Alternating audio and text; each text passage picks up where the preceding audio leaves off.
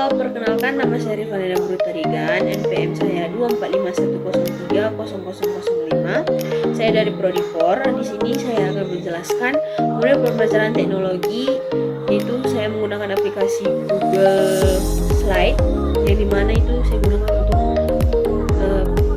presentasi atau juga untuk memberikan materi kepada anak-anak, bukan hanya melalui buku saja, tetapi mempunyai animasi yang lainnya juga, yang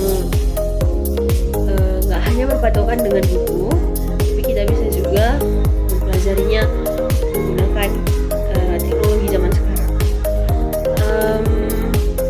Dan manfaat untuk teknologi ini, satu sisinya yang positif itu anak-anak itu nggak cepat bosan dalam belajar, karena dia nggak hanya berfokus pada buku yang dimana hanya itu saja, yang bagaimana hanya bersifat nggak terlalu menarik.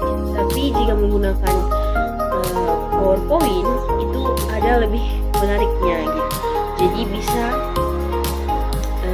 dapat menarik perhatian anak untuk agar lebih semangat untuk belajar gitu. Baik, di sini saya akan menjelaskan bagaimana penggunaan Google Slide-nya secara sederhana terlebih dahulu, yaitu buka terlebih dahulu Google Slide-nya, lalu buka yang ada gambar tanda panah di warna biru. Lalu akan muncul tentang pilihan template atau presentasi baru. Di situ kita bisa memilihnya, ya, dan saya akan memilih tentang presentasi baru. Dan setelah itu maka akan muncul seperti gambar tersebut, yaitu dimana kita bisa menambahkan judul ataupun isi-isi lainnya. Sebelum itu, jika kita tidak suka akan latarnya, kita bisa mengubah latar tersebut, yaitu dengan klik tanda titik 3, maka kita bisa memulai juga dengan ubah tema. Maka kita akan diberikan pilihan akan tema untuk presentasi tersebut, dan ini adalah pilihannya, dan kita juga masih bisa men-scrollnya ke bawah, dan saya akan memilih temanya itu dengan tema fokus, dan ya temanya sudah berganti, dan kita di sini bisa menambahkan judul yang kita inginkan. Tetapi jika teman-teman atau sahabat mau mengubah tentang penampilannya, itu juga kita bisa mengaturnya. Dan teman-teman juga mau menambahkan slide berikutnya, kita bisa mengklik yang ada di pojok paling bawah sebelah kanan itu agar bisa menambahkan slide-nya untuk materi berikutnya. Dan berikut tampilannya, yaitu kita bisa menambahkan slide judulnya, slide header bagiannya, atau yang kita mau untuk materi yang akan kita bawakan. Dan teman-teman jangan juga lupa untuk mengganti judul dari tugas tersebut.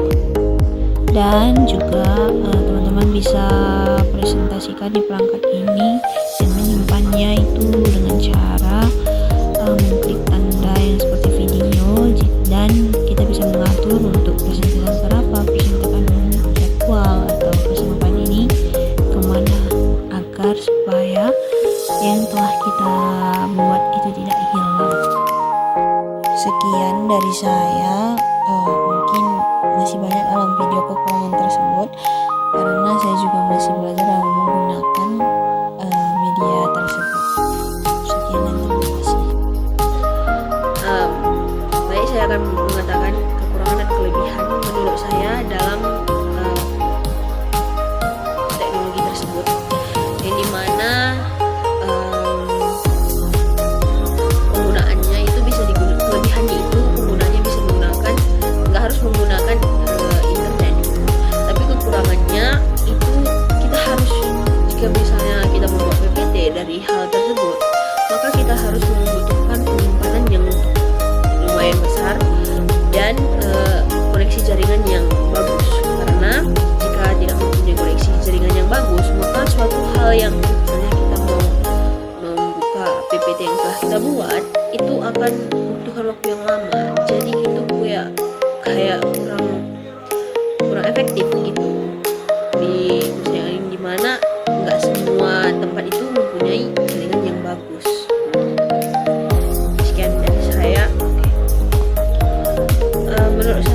belajar menggunakan teknologi itu kayak menarik dan nggak membosankan dalam belajar. Tapi setiap namanya juga teknologi ada baik dan positifnya, tapi saya ambil positifnya itu jauh lebih menarik daripada belajar yang biasanya hanya berfokus pada buku. Tapi jika menggunakan teknologi itu jauh lebih menarik menurut saya.